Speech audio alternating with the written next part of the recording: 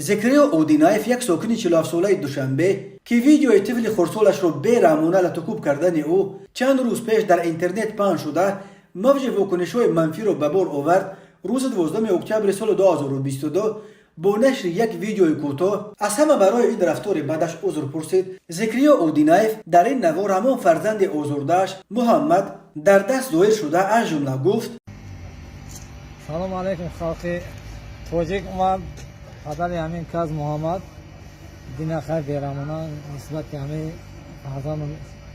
چی کنه خیر بخشش آمد که خیر ما دیگه تکرار نمیشه توبه کردیم مقصد میدونم که هم بخیر گزاله شدگی آیت تنیامت بخشش.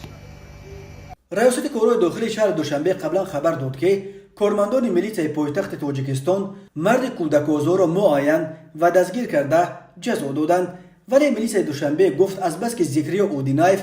بعد جدا شدن از همسرش و تقسیم 4 فرزند تربیت و تامینات 2 کودک خردسال را بر دوش دارد، او را تنها جریمه بستند و به طور قاطعی آگاه کردند که دیگر به چنین حالت راه ندهد و فرزندانش را با صورت شایسته تربیت کند.